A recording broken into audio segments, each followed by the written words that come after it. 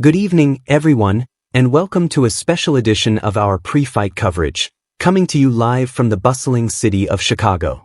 The air here is thick with anticipation, not just from the unexpected summer heat, but from the looming main event that has the entire fight world buzzing. I'm Brennan Fitzgerald, and alongside me are the recently retired future Hall of Famer, Dustin Poirier, and our own analyst, Michael Chandler. We'll also be checking in with our team at the Radius Theater, where the official ceremonial weigh-ins are set to take place later today. It's great to be back in Chicago for a UFC weekend.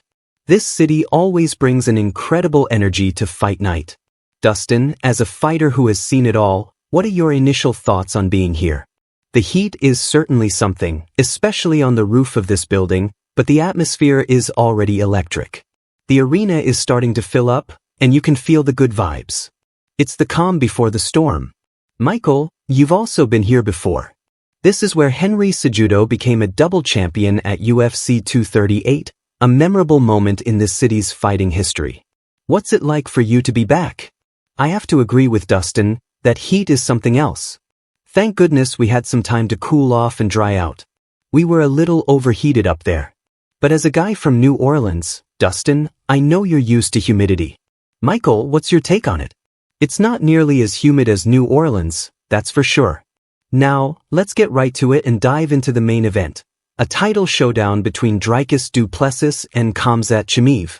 Dricus has a history of proving people wrong, and he's going to have to do it again, as he's a significant underdog in this fight. Dustin, what are your opening thoughts? The fact that the champion is the underdog is crazy to me. But when you look at Khamzat and his undefeated record and the way he's dominated every opponent, you can understand why. Still, I think the odds are a little crazy. Michael, I know you agree. The odds are a bit crazy, and there's a lot of hype around Khamzat Chimaev. His undefeated record and sheer dominance in the octagon have made him a fan favorite and a heavy betting favorite. For Dricus, people might see him as an underdog because his style isn't as polished as Khamzat's, but if I were a betting man, I'd be all over that DDP money line. He's the biggest underdog as a defending middleweight champion in UFC history, which tells you everything you need to know about the stakes here. Let's send it over to our team, Brett Okamoto, Chael Sonnen, and Anthony Lionheart Smith, who are at the weigh-ins to get their thoughts on Dricus and the main event. Thank you so much, Brendan. We're going to keep this conversation going. You can see the betting odds for Dricus Du Plessis, and it's a familiar story for him. Over his career, we've had this same conversation. Are people overlooking him again? Chael, I have to ask you, are they? 1,000 times yes. And I'll be honest, I'm guilty of it. The night Khamzat took out Robert Whittaker, it was a stunning performance. The odds for that fight were 3-1, and in some cases, 4-1. And I'm telling you, Khamzat hasn't changed. There's no reason for us to have pulled him down. But what has happened is we've all started to realize we've been underestimating DDP. And Anthony, I'm absolutely guilty of it. Anthony, what's your take? I think Michael Chandler did a good job of, I don't know, maybe fluffing that a little bit. We've all kind of underestimated DDP for a long time, because what he does doesn't look correct. If you're training someone to fight for a world title, you don't want them to fight the way Dricus fights. It just doesn't look right. As analysts, we've had to change how we address his style. It's really made us look differently at fighting because the question isn't, does it look correct? The question is it effective? And Dricus is as effective as anyone's ever been. Brett, because his style looks weird sometimes, it's easy to get sucked into that narrative. But he's been doing this for a long time and has one of the longest active win streaks in the UFC. He must be getting better, right? What is he getting better at, in addition to just being weird? Chael, how would you describe his improvements? To compliment an athlete and say he's a competitor is a hard thing to verbally explain, but you know it when you see it. With a guy like Dricus, he got in this spot because he got angry. He was upset that he was on an undercard for the debut of Bo Nickel. Dricus's third fight. They had him on the undercard, and that's when he started to speak up. The squeaky wheel got the grease. He moved to the main card, then fought Robert Whittaker in the co-main event, and then went right into a world title fight with Sean Strickland.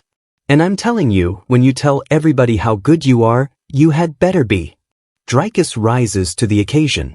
The fact that he's an underdog is a good thing for him. It fuels his crazy mind. Anthony, you've trained with Sean Strickland and know the pace he fights at. Dricus was with him the entire time in both of those fights, and he never slowed down. This is an incredible competitor, and his conditioning is off the charts. Early in his career, we criticized him for slowing down in the later rounds, but he claimed he had a nose issue.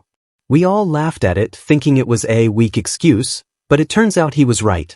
He had his nose fixed, and we haven't seen a problem since. His ability to keep up with Strickland's relentless pace is probably the most impressive thing about him. Brett, you can't debate what the guy has done. He has the third longest active win streak in the UFC and the third longest all-time in the middleweight division, behind only Israel Adesanya and Anderson Silva. He's already cementing himself with those names. Now, we'll kick it back to Fitz and the guys to talk a little bit more about the defending champion going against Khamzat Chimaev. That's well said, Brett, and thank you very much. Yes, Dricus Du Plessis has been doubted every step of the way, but he's done nothing but win. He's riding an 11-fight win streak and has made it his mission to prove people wrong fight by fight. He's certainly done that, becoming a dominant UFC champion, but with each passing performance, he continues to get better and better. The doubt surrounding his abilities is getting slimmer and slimmer as he's claimed one former champion after another. He was a plus 300 underdog against Robert Whittaker in July of 2023, and he was an underdog against Israel Adesanya. Now he goes for his third title defense in his fourth title fight this weekend. Dustin, your thoughts on Dricus, who looks so unconventional but is so great at it? When I think of Dricus's fighting style, the word that comes to mind is awkward, which isn't an attribute most fighters strive for, but it works for him. His timing and rhythm are weird, and that gives guys problems. He doesn't throw normal combinations. He's falling all over himself and throwing things that opponents aren't ready for. You can't train for that style. That awkwardness is a weapon for him.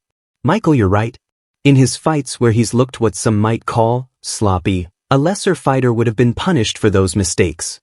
But he's been able to get through those growing pains and evolve as a fighter.